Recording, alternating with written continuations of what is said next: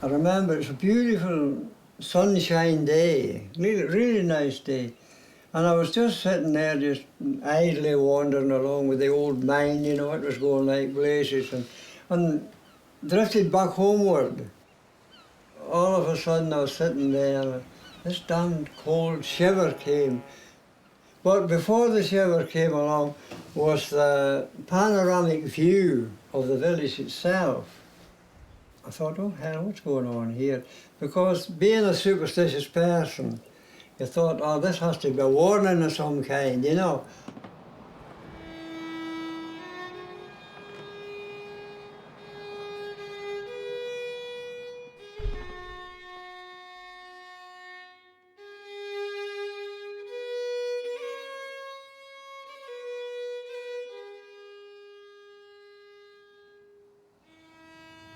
There's a special song within my family that we kept the song sacred.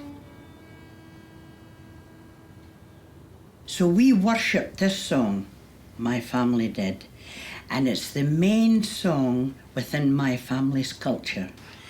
Now as I roved out one summer's morn, among lofty hills, moorland and mountain, it was there I spied a lovely maid, whilst I with others was out a-hunting. No shoes nor stockings did she wear, neither had she hat, nor had she feathers, but her golden locks aye and her ring was fell. Yes, it's been walked over by all sorts of peoples in its time. Probably there are little remains of Phoenician galleys lying outside there on the screens, as well as Roman ships and Viking ships and quite a lot of others. So we lifted the top off where the garden was, and underneath, about a foot under the ground, we found bodies, about 3 or 4 bodies in the ground, you know. At the end of the day, we lifted about 700 bodies, dead bodies, before we got right down through to the 3rd century. And on the way down, we met up with the poor old Vikings and different evidence like that, you know, on the way down. There are certainly presences even in an old house like this. Not threatening or not materialising, but presences you're aware of. But there are some places where you get a feeling that there is a bit of haunted. There's no money in the world would take me down that harbour in the dark hours or the wee, you know, at midnight. I was with my granduncle and we stopped at a house on the glen called Coonge. And I went into the byre because a bitch, working dog, had puppies and I wanted to see the puppies. And all of a sudden, there was a shadow cast over the doorway and I looked up and there on the rafters on a spar there was a strange creature. I could not make out, was it a human being or was it some kind of animal? My vision cleared a wee bit and I saw the gnarled face of an old person sitting on this rafter and speaking to me in a language I didn't understand.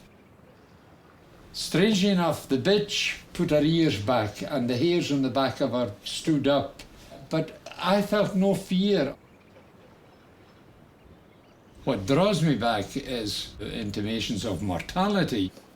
I get comfort from these old oral things that I heard when I was a wee boy, because they, for a short while at least, they removed me from the futility of existence, if you like.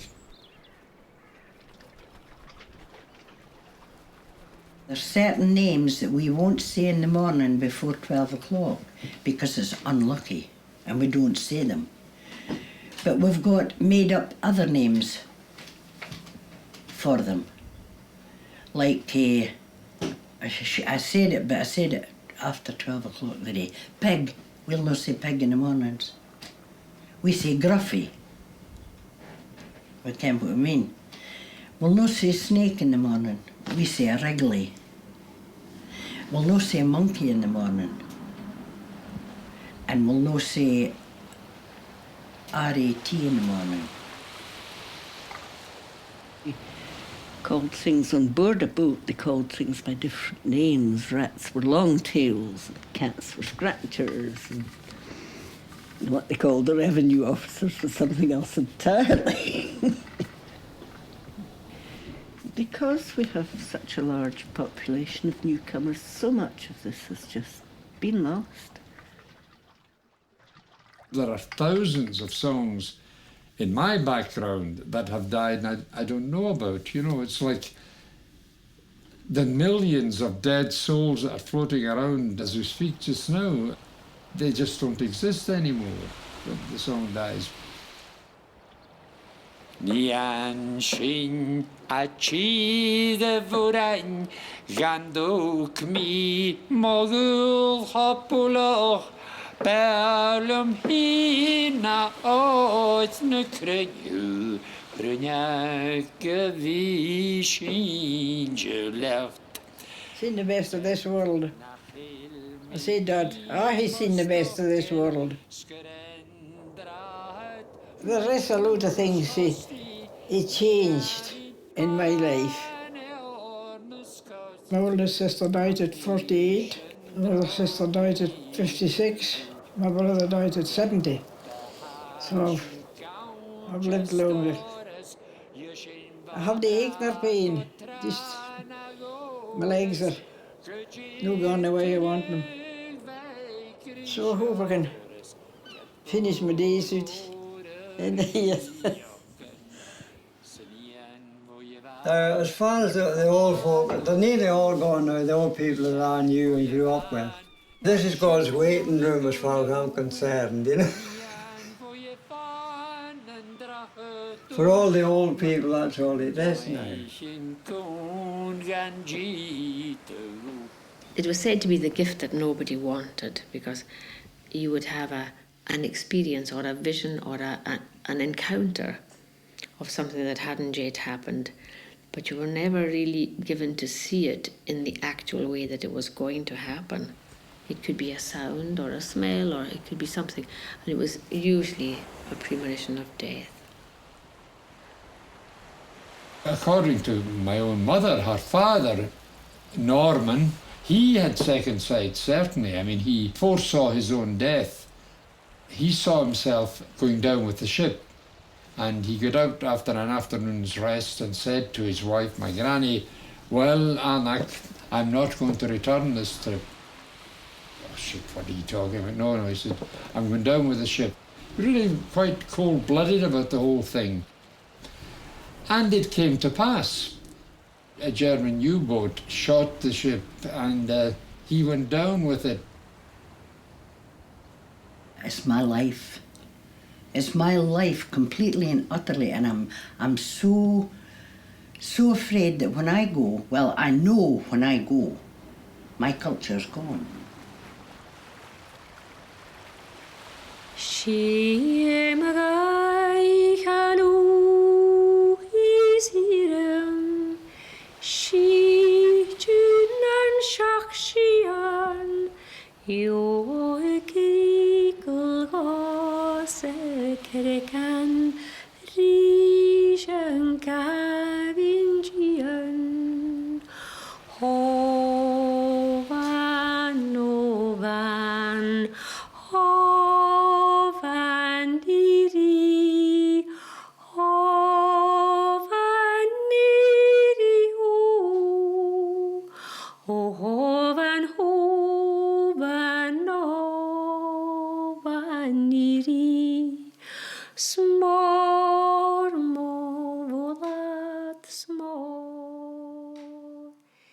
it expresses just such a depth of feeling and sense of loss of something that was exquisitely wonderful.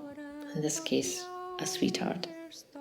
But it could be also a sense of loss of something else. And that sense of loss, when words fail, only a song can express it.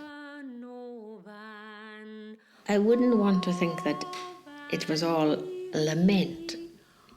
I think there's still fight in there.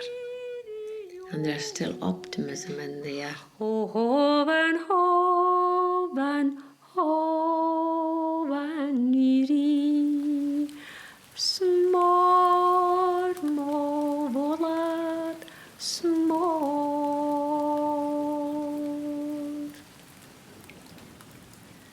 And everybody sees a ghost in a different way.